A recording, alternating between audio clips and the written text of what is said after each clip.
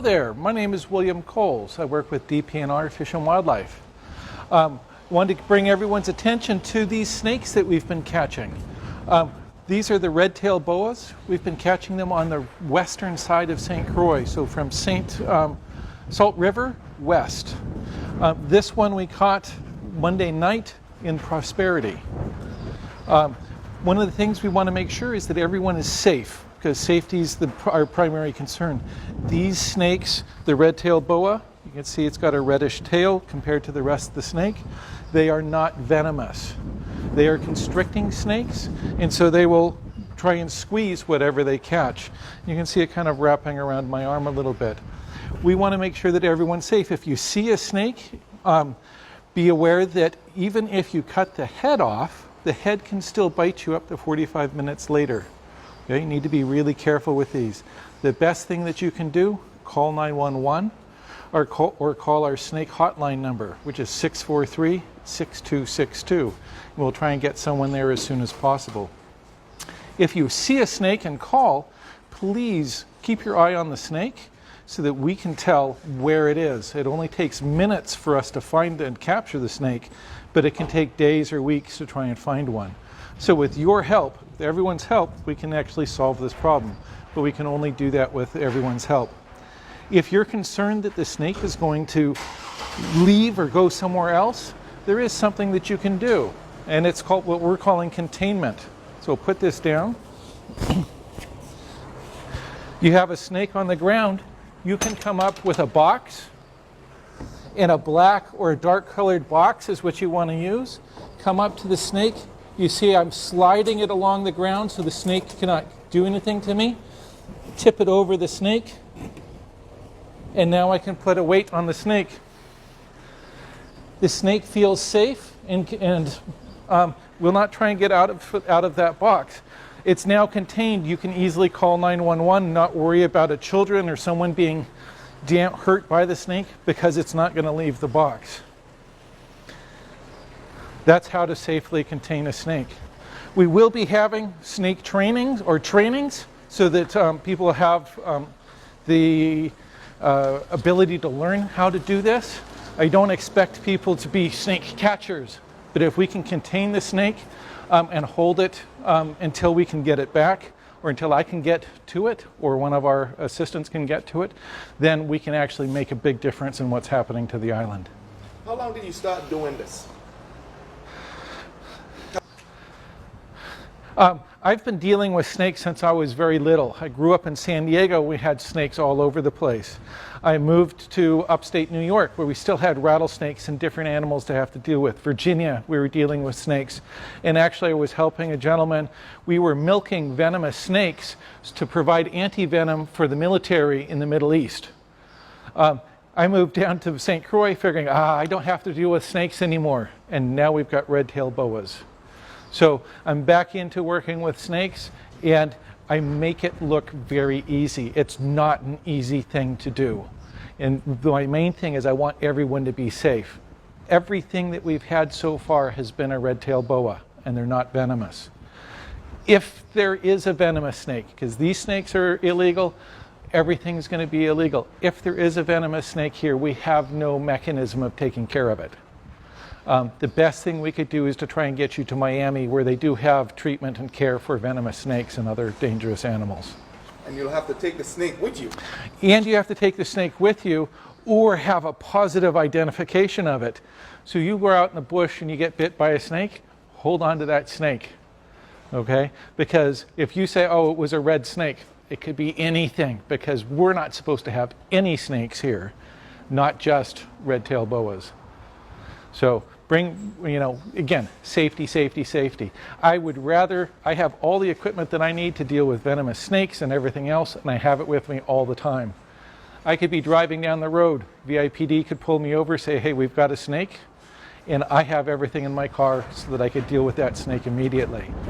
And that has happened. So it is something that we're consciously aware of. I'm working with everyone I can to make sure that we as a community are safe. Have you done any training with VIPD, the fire department? I have done training with the fire department. I've actually done training with some of the VIPD officers, helping them deal with the snakes. I don't have the equipment to make sure that they can do it safely. And I want to make sure that I have equipment on hand, that you take the training, you get a set of equipment so that you can do it safely and you're not trying to make things up as you go along. I want everyone to be safe when they do this. The snake, by the way. I mean, if you look at the color and everything. It's pretty. Yeah. Yeah. So some of the ways that you can tell that this is a red-tailed boa, if you look at the saddle patterns here, and you can see the saddle pattern as it goes down towards the tail, the saddles get bigger and they get redder in color. That's why we call it a red-tailed boa. Red-tailed boas, if you look at the eye, it has this patch that runs diagonal down next to the eye. Okay, and then you see right underneath the eye there's a little dark mark. The boas will also have two pits right on the tip of the nose. Other snakes might have pits all along the upper lip. The boas do not have that. Boas also have this stripe that comes down the nose to the back of the head. And that's a typical thing to see with a boa. A very triangular head. The eyes, if you look at the eyes, have sort of a vertical slit in them. Now, what's interesting, boas are from South America.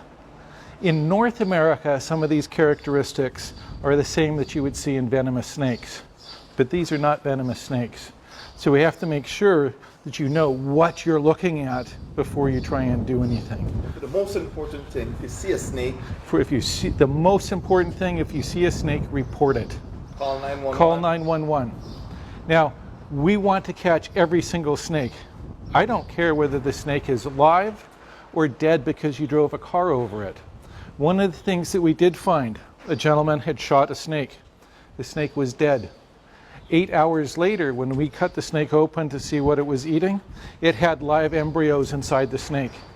Even if the snake is dead, because she lays eggs, the eggs can still develop. We need to make sure that we see every snake so that we can make sure, dead or alive, we want that snake so that we can quantify it and we can make sure.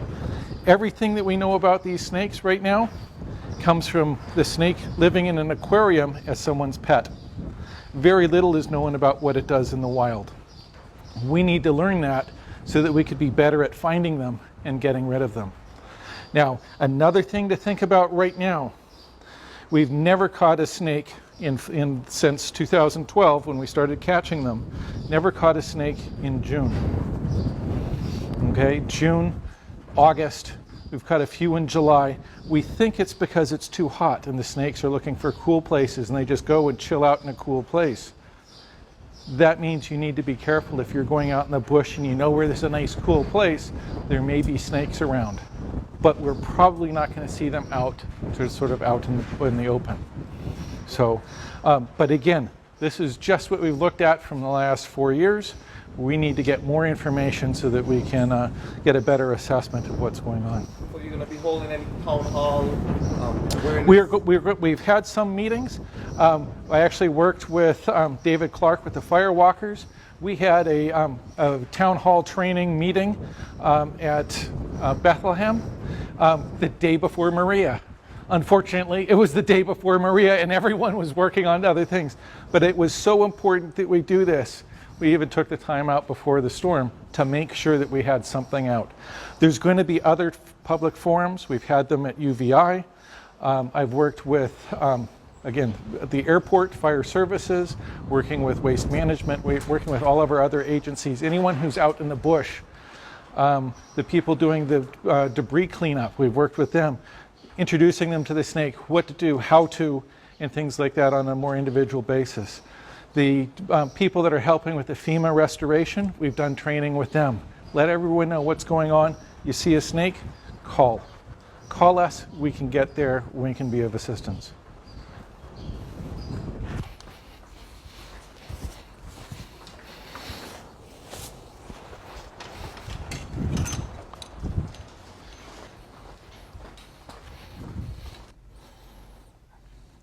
These are all of the snakes that we've caught since 2012. You can see that from Salt River going west is where we've caught most of the snakes.